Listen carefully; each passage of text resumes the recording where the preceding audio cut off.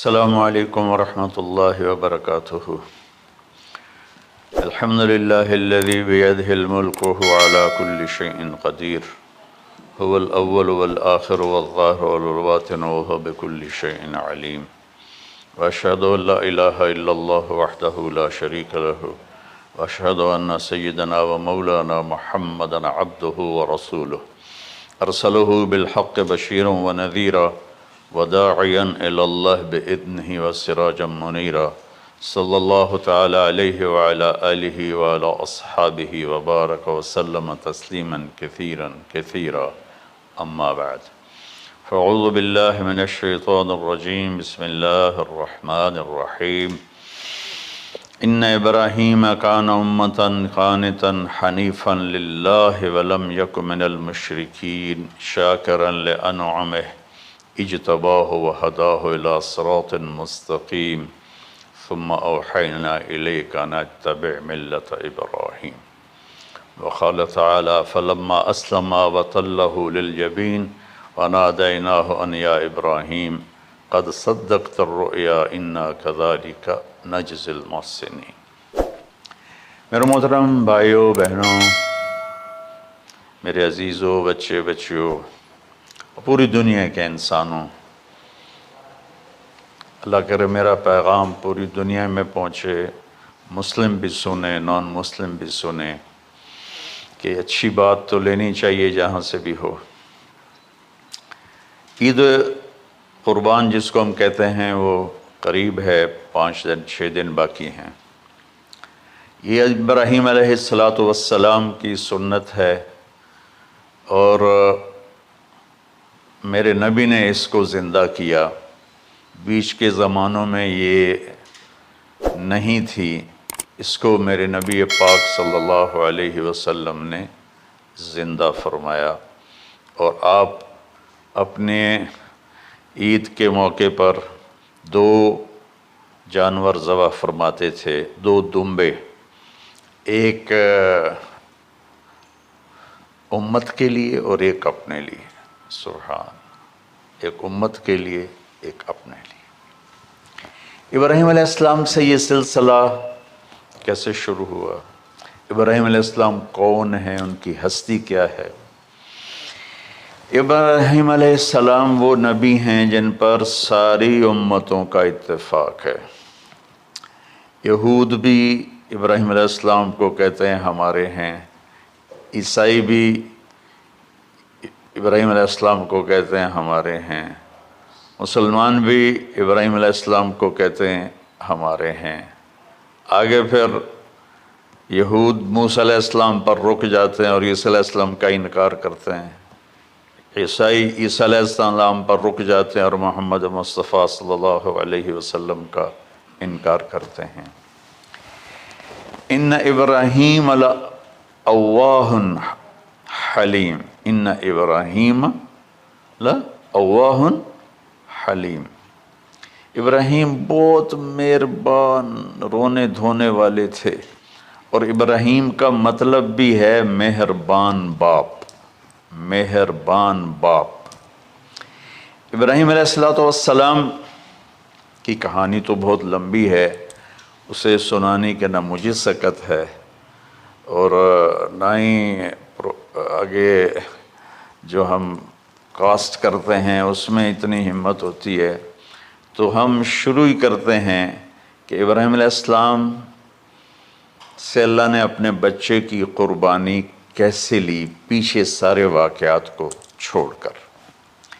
ابراہیم علیہ السلام کو جب آگ میں ڈالا گیا اور اللہ تعالیٰ نے ان کو آگ سے زندہ سلامت باہر نکالا، تو پھر انہوں نے ہجرت فرمائی اور مصر گئے۔ مصر کا جو بادشاہ تھا وہ ہر آنے والی عورت کو زبردستی 1 رات اپنے کمرے میں رکھتا تھا، تو اس نے حضرت سارہ علیہ السلام کو بھی قبضہ کر کے اپنے کمرے میں رکھا۔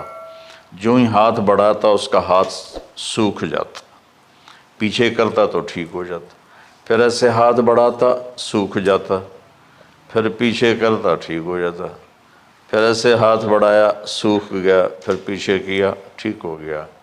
تو اس نے کہا یہ تو کوئی اور ہی بات ہے۔ تو اس نے اپنی بیٹی حضرت ہاجرہ وہ ان ابراہیم علیہ السلام کے نکاح میں دے دی۔ ابراہیم علیہ السلام اس وقت 70 سے اوپر جا چکے تھے اور حضرت ہاجرہ 22 سال کی تھی۔ یہ 3 افراد کا قافلہ ہجرت کر کے فلسطین پہنچا، اور ابراہیم علیہ السلام کی عمر گزر گئی۔ رب ہب لی من الصالحین، یا اللہ کوئی نیک بچہ دے، یا اللہ کوئی نیک بچہ دے۔ اولاد کا نیک ہونا ضروری ہے۔ ڈاکٹر بنے، انجینئر بنے، عالم بنے، مفتی بنے، ان میں سے کوئی چیز ضروری نہیں، اولاد کا نیک ہونا ضروری ہے۔ اور اس کے لیے والدین کو ٹائم دینا پڑے گا، والدین کو محبت دینی پڑے گی، والدین کو گود دینی پڑے گی، والدین کو شفقت دینی پڑے گی، ورنہ اولاد اور ماں باپ 2 کنارے بن جائیں گے۔ کچھ تقریباً 84 سال کی عمر میں اللہ تعالیٰ نے حضرت ہاجرہ سے بیٹا دیا، سارہ کی بجائے ہاجرہ سے بیٹا دیا۔ حضرت اللہ کی حکمت تھی، اللہ بھی یہی چاہ رہے تھے، تو حضرت سارہ کو بڑی تکلیف ہونے لگی۔ کہنے کہ اس بچے کو مجھ سے دور کرو، اس بچے کو مجھ سے دور کرو، میں دیکھ نہیں سکتی۔ تو جبریل آئے کہ اللہ تعالیٰ بھی فرما رہے ہیں کہ اسے یہاں سے دور کرو۔ کہ کہاں لے جاؤں؟ کہ یہ ہم بتائیں گے کہاں لے جانا ہے۔ تو جبریل انسانی شکل میں اونٹ پہ سوار ہو کر تشریف لائے، اور پیچھے حضرت ابراہیم علیہ السلام اپنی اونٹنی پر، بچہ بیگم، اور آگے جبریل رہبر کے طور پر۔ فلسطین سرسبز ہے، کہیں خشک ہے، لیکن پانی ہے، اچھی آبادی ہے۔ چلتے چلتے چلتے چلتے 1 مہینہ کا سفر کرنے کے بعد جب وہ علاقہ شروع ہوا جہاں کالے پہاڑ، کالے پتھر، کوئی پتا نہیں سبزے کا اور کوئی نشان نہیں پانی کا، وہاں سے چلتے چلتے چلتے 4 پہاڑوں کے اندر ایک وادی سی آئی۔ جب وہاں پہنچے تو جبریل کہنے لگے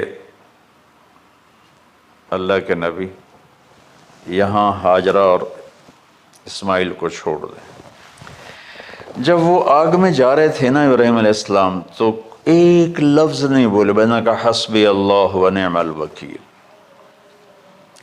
لیکن جب جبریل نے کہا یہاں چھوڑ دیں تو ایک دم بولے یہاں کیسے چھوڑ دوں، یہاں تو کچھ بھی نہیں ہے، یہ کیسے رہیں گے؟ کہ یہ آپ کے رب کی منشا ہے، یہاں اللہ کا گھر بنے گا، یہاں اس بچے کی نسل سے ایک آخری نبی پیدا ہوگا جو پورے عالم کو روشن کرے گا، آپ چھوڑ دیں۔ تو وہ وہاں 3 دن رہے، ان کے لیے ایک چھپر سا بنایا لکڑیاں کاٹ کے، یا 2 دن رہے یا 1 دن، یہ تو کوئی تحقیق کوئی نہیں ہے، لیکن ایک چھپر سا ان کو بنا کے دیا ایسے، یعنی اس ایک اوپر وہ لکڑیوں کی چھاؤں کر دی اور نیچے ایسے بانس سے گاڑ دیے اور چل پڑے۔ تو حضرت ہاجرہ فرمانے لگی آپ کہاں جا رہے ہیں؟ اتنا بڑا امتحان تھا کہ جواب نہیں دینا، بس چپ کر کے چلو۔ انہوں نے پھر پوچھا آپ مجھے چھوڑ کے کیوں جا رہے ہیں؟ آگے سے خاموشی۔ چلتے چلتے 3 میل تک وہ اس طرح چلی۔ جب وہ کدئی پہنچیں تو اس وقت ان کو خیال آیا یہ اللہ کے نبی ہیں، کہیں ان کو اللہ نے نہ کہا ہو۔ تو ان کا اللہ امرک، کیا آپ کو اللہ نے کہا کہ مجھے چھوڑ دیں؟ کہنے لگے ہاں، یوں کیا۔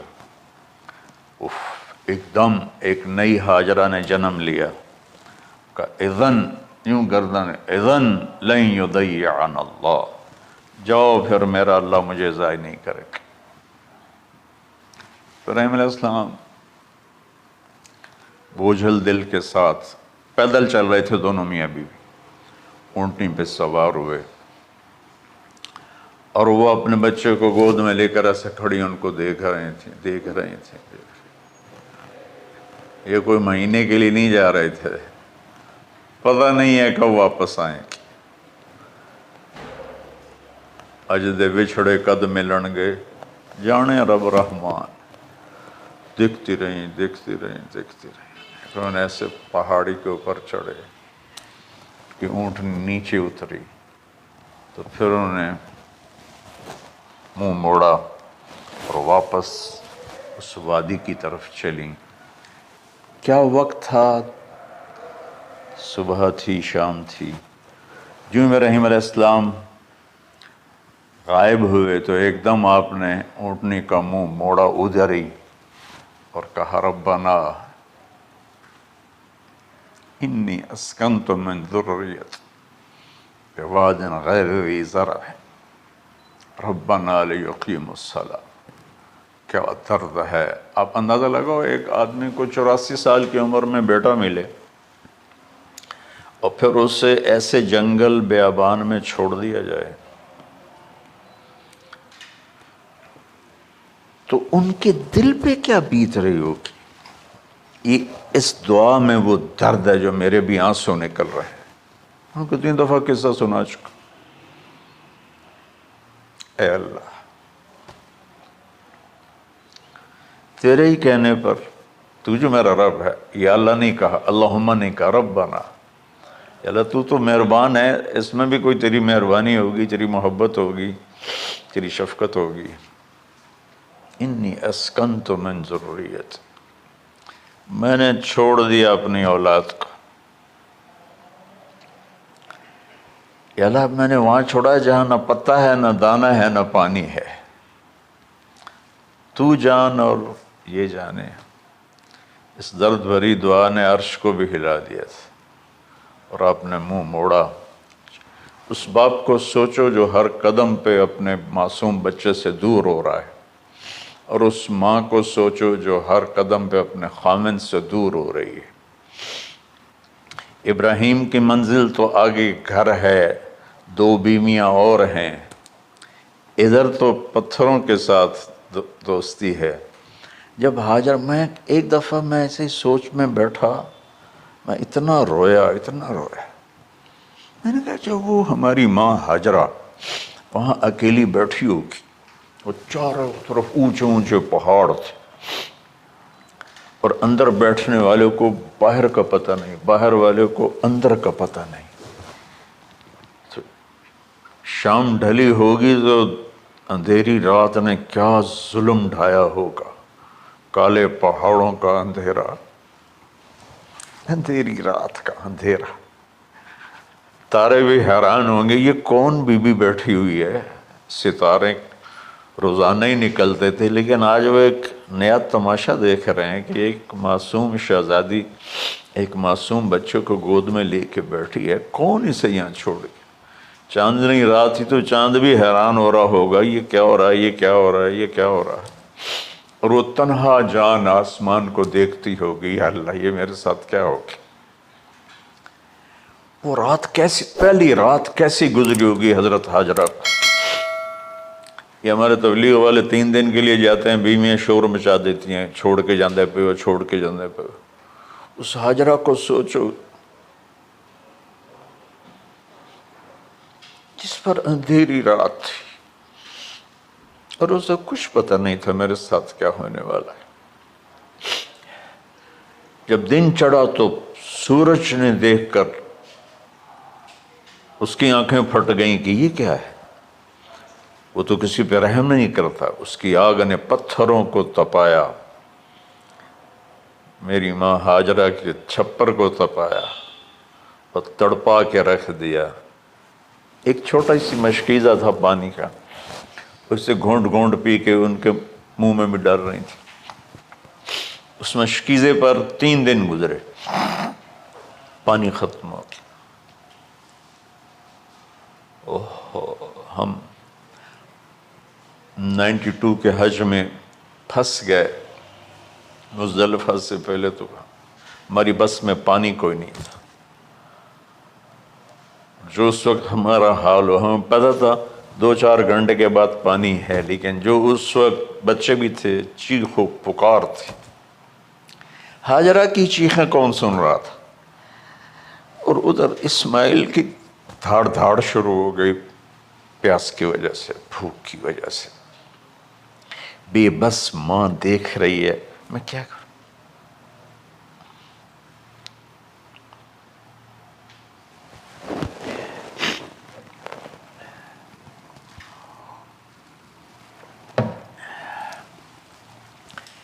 میں قطر میں تھا جماعت میں، تو مجھے یہاں کندھے میں درد ہوا، میں ہاسپٹل گیا تو ایمرجنسی سے انہوں لے کر گئے۔ ایک بچہ تڑپ رہا تھا اس میں، جو ہاسپٹل کا بیڈ ہوتا ہے، چھوٹا سا، اس کی ماں ٹیک لگا کر نا اس کو یوں دیکھ رہی تھی۔ مجھے نہیں پتا وہ کون ہے، مجھے نہیں پتا اس بچے کو کیا ہے، لیکن آپ یقین مانیں یہ جو میرے آنسو ہیں اس عورت کی وجہ سے، کہ جس خاموش ساز خاموش فریاد سے معمور ہیں ہم، نالہ اگر لب پہ آتا ہے تو مجبور ہیں ہم۔ جس طرح وہ ماں ساز خاموش تھی اور اس کے چہرے پر درد پکار رہا تھا، میں صرف ایسے گزرتے گزرتے اس کو دیکھا اور میں آج رو رہا ہوں 15 سال کا قصہ یاد کر کے۔ تو ہاجرہ کے چہرے کو کون پڑھنے والا تھا؟ کون سی ایمرجنسی وارڈ میں بیٹھی تھی؟ کون اس کے لیے کہہ رہا تھا میں پانی لاتا ہوں، کھانا لاتا ہوں؟ موت تھی دونوں ماں بیٹی کی۔ تو یہ بے قراری میں صفا مروہ کی دوڑ لگائی، انہیں پتا تھا کچھ نہیں ہے۔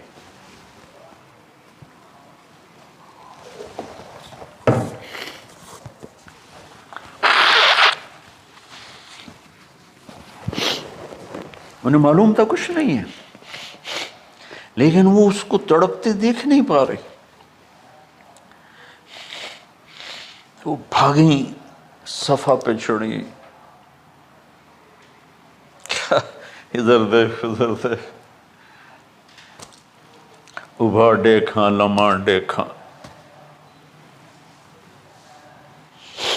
ڈٹھی دل کو دیواں ٹیکاں، سجن مل سم کے مر پوساں۔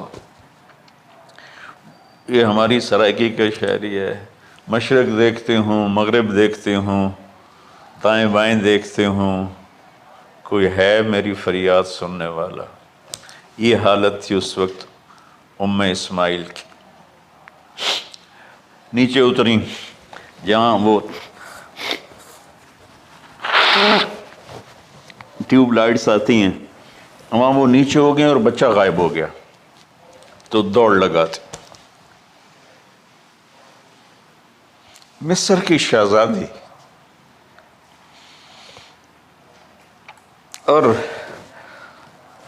مکے کے نوکدار پتھروں کے اوپر دوڑ رہی تھی۔ جب بچہ نظر آیا پھر آہستہ ہو گئی، پھر مروہ پہ چڑھی، پھر صفا پہ چڑھی، پھر مروہ پہ چڑھی، پھر صفا۔ مجھے لگتا ہے صفا مروہ بھی رو رہے ہوں گے اس وقت، اور مکے کے پہاڑ بھی رو رہے ہوں گے، سورج بھی اس وقت رو رہا ہوگا۔ آخر وہ مروہ پہ تھک کے گر گئیں۔ یہ نہیں کہ انہیں 7 چکر لگانے تھے، 7ویں چکر کے بعد ان کی ہمت جواب دے گئی، وہ گر گئیں اور ان کا جینا چاہا کہ میں بچے کو اپنے سامنے مرتا دیکھوں، اس لیے وہیں گر گئیں کہ میں اتھے مر جاؤں وہ اتھے مر جاؤں۔ پھر ایسے حسرت بھری نظروں سے یوں دیکھا، مر گیا کہ نہیں؟ تو وہاں ایک آدمی کھڑا تھا۔ پھر مردہ جسم میں پھر جان آ گئی، پھر انہوں نے اپنے آپ کو اٹھایا اور دوڑ لگائی۔ پہنچی تو آدمی غائب تھا اور ایڑیوں سے پانی نکل رہا تھا۔ اتنے چکر کیوں لگوائے، پہلے ہی نکال دیتا۔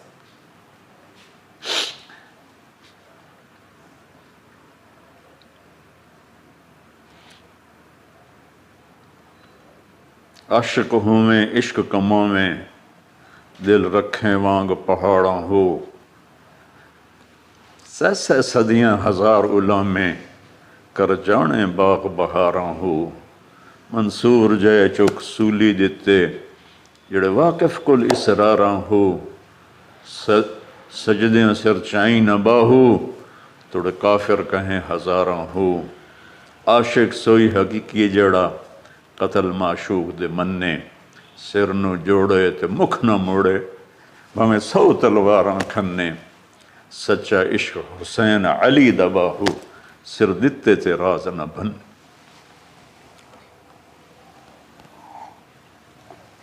کوئی ابراہیم کا گلہ نہیں شکوہ نہیں. یہ 7 چکر اور تڑپ اور درد، اس کے بعد پانی کیوں نکالا؟ پہلے کیوں نہیں نکالا؟ کہ عشق کا راستہ ہی ہے.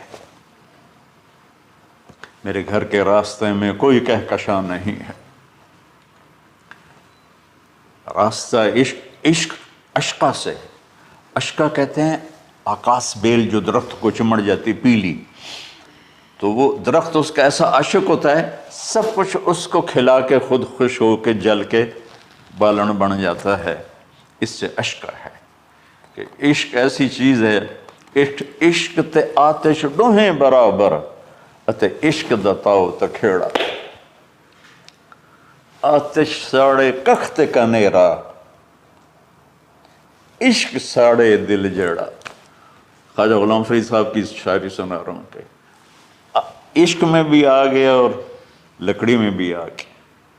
لکڑی کی آگ خس و خاشاک کو جلاتی ہے اور عشق کی آگ دل کو جلا کے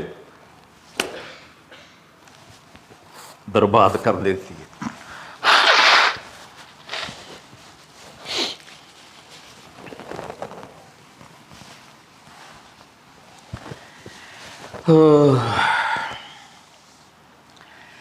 یہ دنیا میرے بھائی بہنوں امتحان کی جگہ ہے. ہم اسے جنت بنانا چاہتے ہیں. ہم یہاں اپنی مرضیاں پوری کرنا چاہتے ہیں. اللہ کی قسم، اللہ کی قسم، اللہ کی قسم، جس نے اپنی مرضی پہ چلنا شروع کیا وہ تباہ ہو گیا. جو اللہ رسول کی غلامی کے دائرے میں آیا وہ کامیاب ہو گیا. دیکھا تو پانی ابل رہا ہے، ابل رہا ہے، ابل رہا ہے، فوارے مار رہا ہے. تو اس وقت عبرانی لینگویج تھی تو ان کا زمزم زمزم، ٹھہر جا ٹھہر جا ٹھہر جا. وہ نیچے زور میں، اللہ کو بھی یہی منظور تھا، وہ نیچے زور. میرے نبی نے فرمایا اگر میری ماں زمزم نہ کہتی تو پورے عرب کو یہ پانی سیراب کر دیتا. اور آپ حیران ہوں گے، آج کل تو بہت زیادہ ایڈوانس ہے سائنس. تو سعودی گورنمنٹ نے کہ یہ اس کا سورس کیا ہے، یہ پانی کہاں سے آ رہا ہے. طائف تک ساری زمین کو کھنگالا، کوئی اس کا پیچھے سے لنک نہیں ہے. کہیں چشمہ ہوتا ہے نا تو پیچھے لنک ہوتا ہے، کہیں سے پانی نکل ہوتا ہے پیچھے سے لنک ہوتا ہے. زمزم کا کوئی لنک نہیں. جو ہی موٹر چلاتے ہیں تو 8-9 جھرنے ہیں سوراخ، وہاں سے پانی ابل ابل کے آنا شروع ہو جاتا. اور جو ہی موٹر بند کرتے تو وہ جھرنوں کا پانی بند ہو جاتا. اس میں نہ مچھر ہے، نہ اس میں کوئی کیڑا ہے، نہ کوئی مکوڑا ہے، پاک صاف پانی. زمزم زمزم.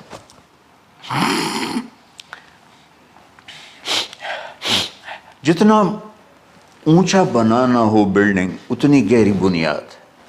اس ماں بیٹے سے محمد مصطفیٰ نے آنا ہے تو پھر بنیاد تو گہری ہوگی نا. ایسے تو نہیں ہے نا.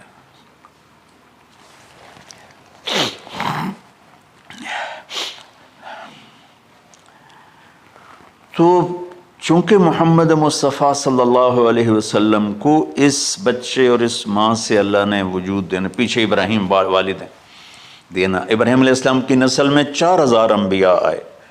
بنو اسرائیل میں 4000 اور حضرت اسماعیل علیہ السلام کا ایک ہی جو 1.25 لاکھ پہ بھاری نہیں ہے بلکہ کل کائنات پہ بھاری ہے اللہ کے بعد. تو اس لیے پسائی ہوئی، یہ جو بناتے ہیں اپنی باڈیز، وہ اپنی کتنی پسائی کرتے ہیں، وزن اٹھاؤ، دوڑو، وہ کیا کیا اپنے آپ کو مشقت میں ڈالتے ہیں، تب جا کے وزن وہ نکھر کے آتے ہیں۔ یہاں کوئی آبادی نہیں تھی، یمن سے لوگ جاتے تھے شام تجارت کے لیے، تو قبیلہ جرہم کا گزر تھا، پانی نہیں تھا، تو وہ پانی کی تلاش میں تھے، انہوں نے پرندے دیکھے، وہ کہنے کہ پرندے تو پانی پر آتے ہیں، انہوں نے 2 آدمی بھیجے، آگے دیکھا ایک خاتون، ایک بچہ اور کنواں تو نہیں تھا، پانی چشمہ، تو وہ سارے آئے اور کہا کہ بہن ہم یہاں ٹھہر جائیں، کہ اب ٹھہرو لیکن پانی میرا، ان کا ٹھیک ہے پانی آپ کا ہے۔ تو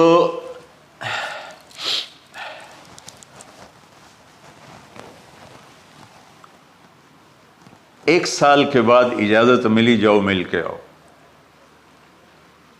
مل کے آئے۔ جس گھاٹی سے ابراہیم کو جدا کیا تھا، اس پر کتنی دفعہ حضرت ہاجرہ کی نظر پڑتی ہوگی؟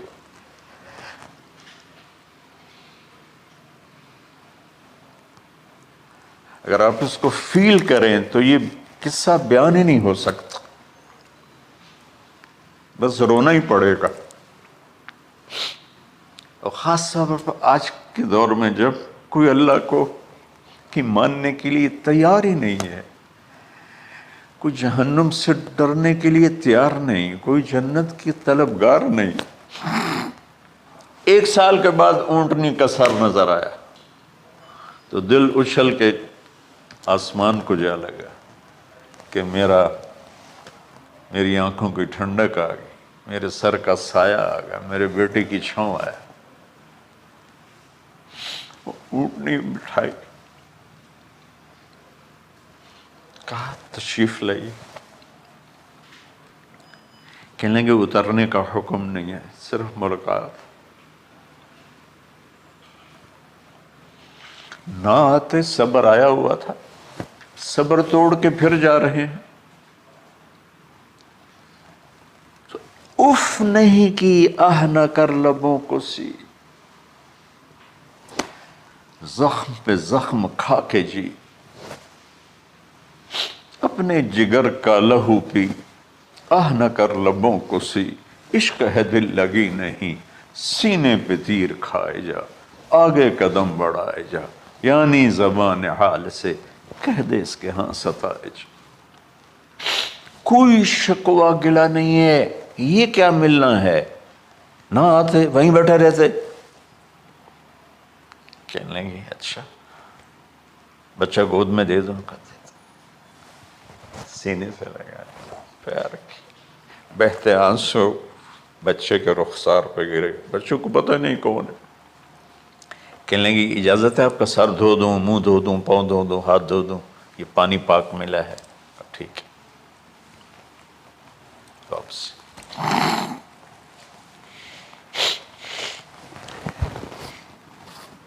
فلما بلغ معه السعی، جب وہ بچہ بھاگنے دوڑنے لگا، دل میں اتر گیا، نظروں کو بھا گیا، تو خواب آنے شروع ہوئے، قیمتی چیز قربان کرو، پتہ نہیں کتنی بکریاں قربان کر دیں، پھر خواب آیا قیمتی چیز قربان کرو، پھر گائے قربان کر دیں، عدد مجھے یاد نہیں ہے، پھر خواب آیا قیمتی چیز قربان کرو، اونٹ قربان کر دیے، پھر خواب آیا قیمتی چیز قربان کرو، تو پھر خیال آیا کہ یہ اسماعیل کی طرف اشارہ ہے۔ 1500 کلومیٹر ہے، 1 مہینے کا اونٹ کا سفر ہے، چھری لے کر ایک باپ بچے کو ذبح کرنے جا رہا ہے، اس مہینے کے ہر منٹ نہیں، ہر سیکنڈ میں اس کے دل پہ کیا گزر رہی ہوگی، کس لیے جا رہا؟ ساری دنیا پھرتے ہیں، جب گھر واپس آنے کا ہوتا ہے تو خوش ہو رہے ہوتے ہیں کہ پاکستان جا رہے ہیں، پاکستان جا رہے ہیں، کتنی دفعہ اللہ نے دنیا پھرائی۔ یہ اور اس باپ کی عمر اب 92 سال ہو چکی، 92 سال مولانا صاحب، اس کی اونٹنی کے قدم کے ساتھ نہیں، ہر سیکنڈ کے ہر کروڑویں حصے میں ابراہیم کا دل پھٹتا ہوگا کہ اس معصوم بچے کو ذبح کیسے کروں۔ اللہ کی مان کے دکھا دی۔ اللہ نے تو ہمیں دین ہی آسان دیا ہے، ہم سے تو نہیں بچوں کی قربانی مانگی۔ ابو بکر صدیق رضی اللہ تعالیٰ عنہ نے فرمایا تھا یا رسول اللہ، ایک آیت ہے جس کا مفہوم یہی ہے، اگر اللہ ہمیں کہتا نا بچے قربان کرو، ہم بھی چھریاں چلا دیتے۔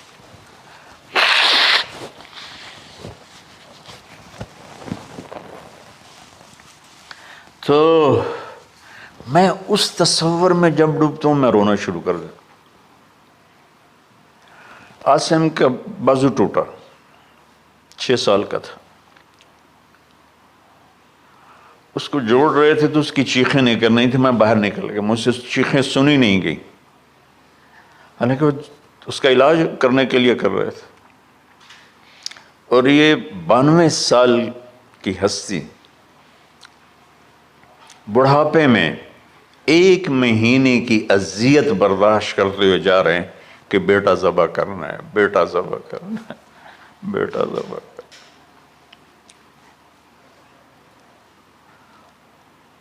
تو وہاں پہنچے تو اب اسماعیل نے جانا ہے کہ یہ ہیں میرے ابا۔ وہ کیسے لپٹے ہوں گے، کیسے چوما ہوگا، کیسے پیار کیا ہوگا، یا بیوی کا آپس میں۔ یہ نہیں پتا کہ کتنے عرصے بعد انہوں نے ایک قدم اٹھایا، لیکن کہا کہ بچوں کو تیار کرو، میں اس کو سیر کرانے لے جا رہا ہوں۔ بڑی خوش ہوئی، ماں بھی بچہ بھی اچھل رہا ہے، اور لے کے پہنچے جمرہ کبریٰ پر، وہ جو شیطان کو 3 جگہ مارتے ہیں، تو آخری جگہ وہاں اس وقت ایک تنگ سی جگہ تھی پہاڑوں میں گھری ہوئی، وہاں پہنچے تو کہتے ہیں یا بنی انی، کوئی شک شبہ والی بات نہیں ہے، ارا فی المنام انی اذبحک، میں نے تمہیں ذبح کرنا ہی ہے، انی میں نے تمہیں ذبح کرنا ہے، فانظر ماذا ترى، تیری رائے کیا ہے؟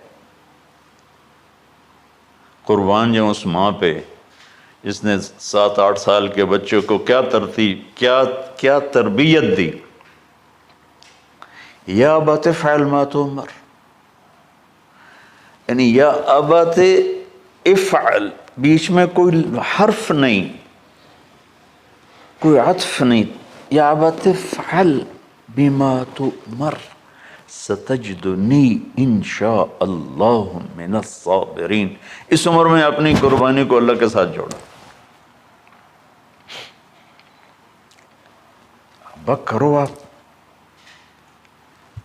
یہ جب ماں اپنے بچے کو فوکس کر، آج کی مائیں، میں گلہ کرتا ہوں آپ کے والدین سے، میں گلہ کرتا ہوں، انہوں نے اپنی اولاد کو فوکس نہیں کیا، یہ اپنے دھندوں میں اتنا پھنسے ہوئے ہیں، اپنے کاموں میں، اس بدبخت یہ کیا فون ہے، کیا کہتے ہیں اس کو، اسمارٹ فون، سیمسنگ موبائل، اس میں اتنا گم ہو گئے ہیں کہ بچے اگنور ہو گئے ہیں۔ 3 سال کا بچہ اسکول جا رہا ہے، اسے ماں کی گود چاہیے، اسے اسکول بھیج رہے ہیں، وہ وہاں میرے بچے کو ڈسلیکسیا تھا، اس کو عاصم کو، اس کو پڑھنا نہیں آتا تھا، ایک بیماری ہے، تو اس کی ٹیچریں مار مار مار اس کا حشر کر دیتی، میرا بچہ برباد کر دیا انہوں نے۔ وہ 6 سال کی عمر میں ڈپریشن کا شکار ہو۔ میں ماؤں سے کہتا ہوں بچوں کو ٹائم دو، تمہارا سرمایہ تمہاری اولاد ہے، اور اولاد ڈگری سے عزت نہیں ملتی، اولاد تمہاری نیک ہوگی تو وہ بلند بخت ہوں گی، عزت پائیں گی۔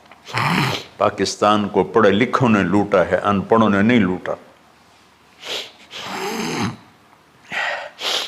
ابا جی، بابا جی، آپ کریں نا، دیر کیوں کر رہے ہیں؟ ستجدنی انشاء اللہ من الصابرین، آپ دیکھیں گے میں آپ کی آزمائش پہ پورا اتروں گا اور اللہ کی آزمائش پر بھی پورا اتروں گا۔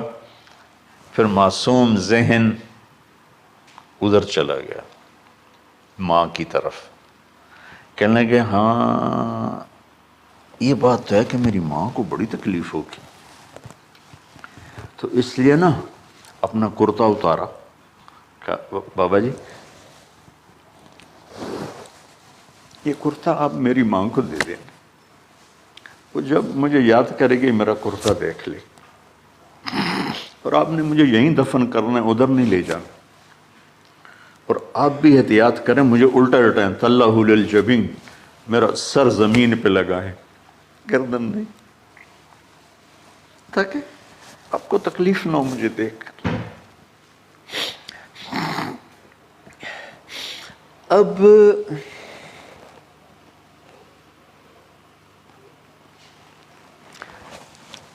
میں تو مرغی ذبح ہو رہی ہوں نا تو اس کو تڑپتے نہیں دیکھ سکتا۔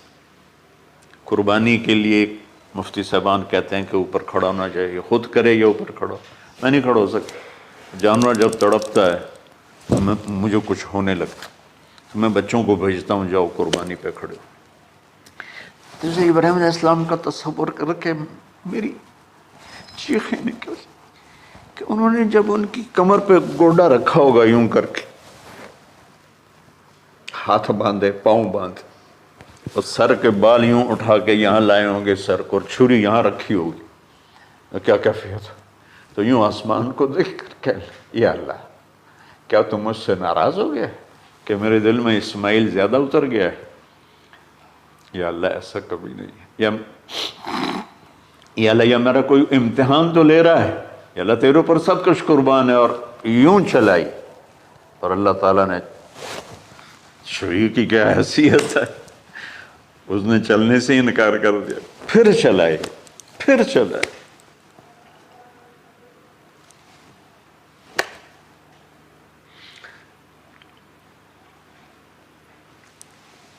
بعضی کتابوں میں ہے تو صحیح، لیکن روایت کی کتنی حیثیت ہے وہ تو مجھے نہیں پتا، لیکن چونکہ یہ ایک تاریخی چیز ہے کہی جا سکتی ہے۔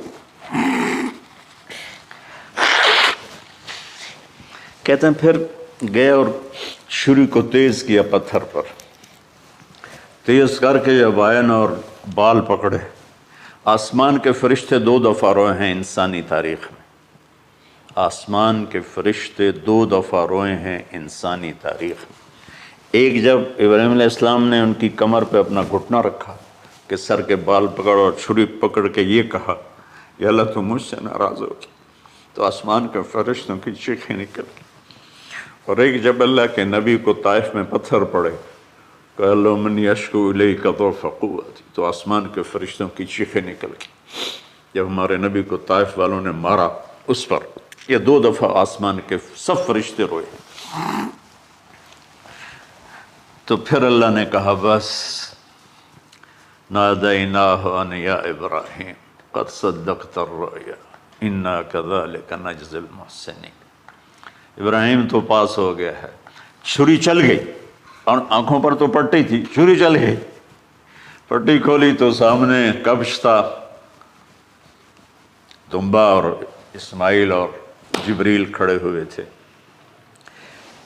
اس جانور کی قربانی ایک علامت ہے، اس قربانی سے ایک پیغام ہے کہ اپنے غلط جذبات کو اللہ پر قربان کر دو۔ ہم سے اللہ نہیں کہہ رہا بچے قربان کرو، ہم سے کہہ رہا غلط جذبات قربان کرو۔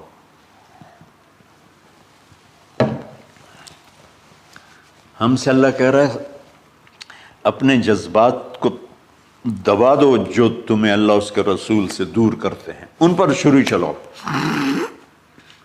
جو اللہ اس کا محبوب کہتا ہے ان کو کرنے کے لیے بھی اپنے جذبات پہ چھری چلاؤ۔ سچ بولنے کے لیے چھری چلانی ہے تو چلاؤ اپنے جذبوں پر، اب اس کو پھیلا دو۔ ساری شریعت میں اللہ نے جو احل حلالا، جو اس نے کہا ہے یہ کرنا ہے، اس کے لیے اپنے جذبات قربان کر دو۔ وحرم حراما، اور جو کہتا ہے نہیں کرنا اس کو چھوڑنے کے لیے اپنے جذبات قربان کر دو، تو یہ ہے قربانی کی اصل حقیقت۔ جانور دمبے ذبح کرنا تو اس کی ایک علامت ہے، اس کی ایک علامت ہے کہ میرے نبی نے حج پر 63 اونٹ ذبح کی،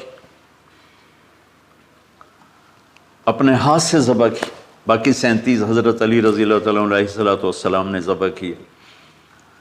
تو بھائیو، قربانی کی اصل یہ ہے کہ ہم اللہ اس کے رسول پر اپنے جذبوں کو قربان کر رہے ہیں، اپنے جذبوں کو قربان کر رہے ہیں۔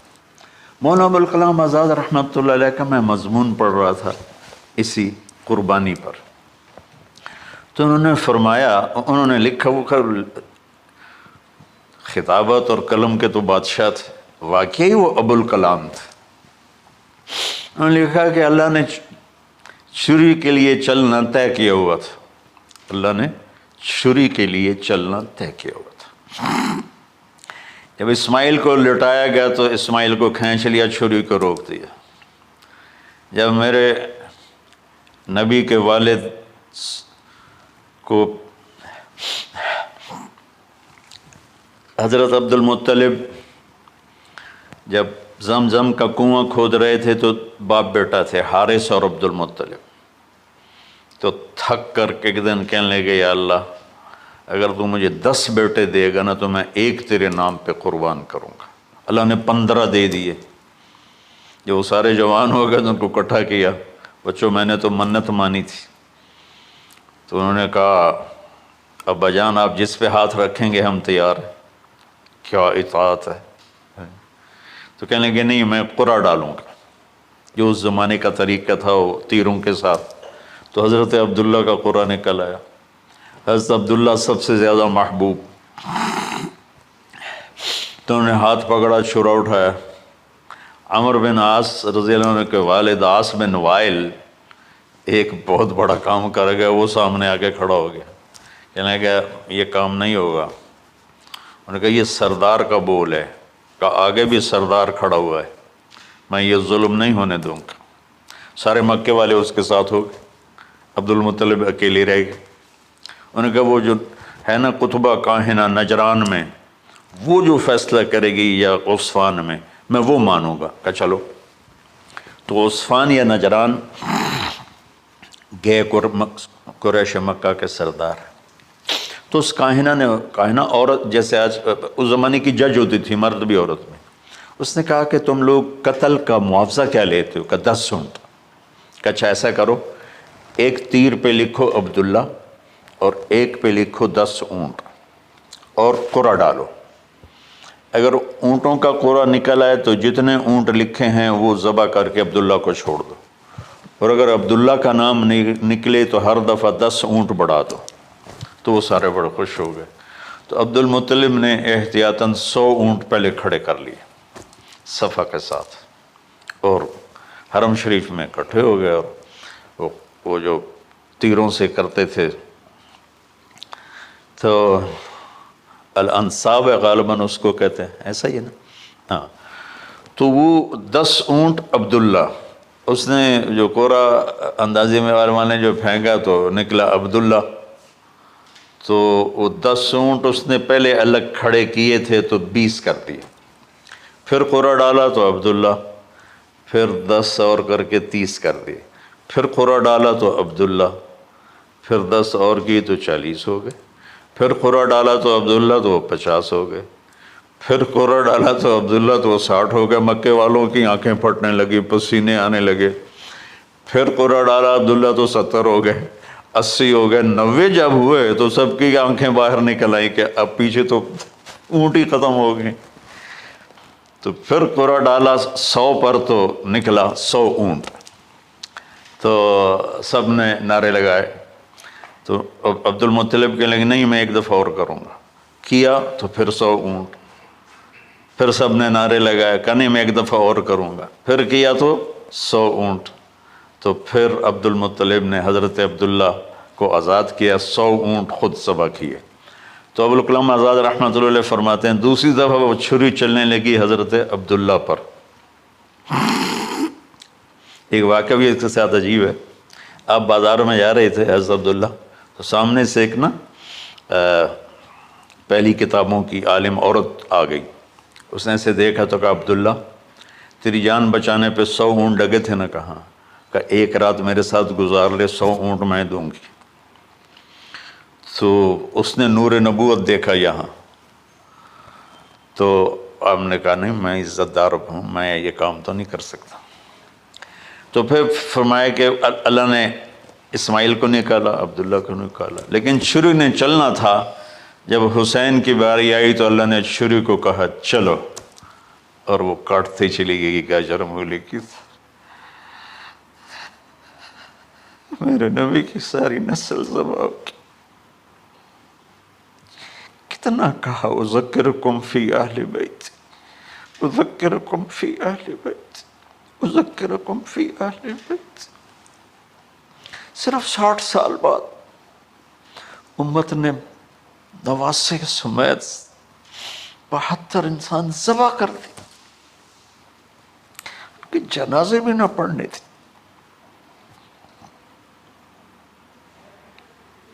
اقبال نے کہا تھا نا قتل حسین اصل میں مرگ یزید ہے، اسلام زندہ ہوتا ہے ہر کربلا کے بعد.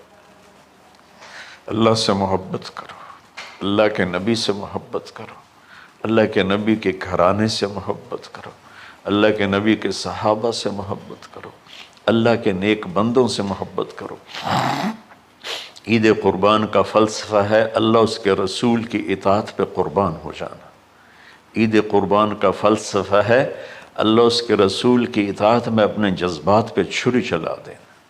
عید قربان کا فلسفہ ہے اللہ اس کے رسول کی اطاعت کے سامنے گردن کو جھکا دینا، اور اس کے لیے جس بھی کڑے امتحان سے گزرنا. ہم اللہ نہ کرے ہم امتحان نہیں مانگتے، یا اللہ نہیں مانگتے، یا اللہ نہیں مانگتے، عافیت مانگتے، عافیت. تو میرے بھائی بہنوں، ہم اللہ کی بارگاہ میں جھکے، ہم اللہ کی بارگاہ میں جھکے، اس کے رسول کی بارگاہ میں جھکے، تاکہ ہمارا یہ جہان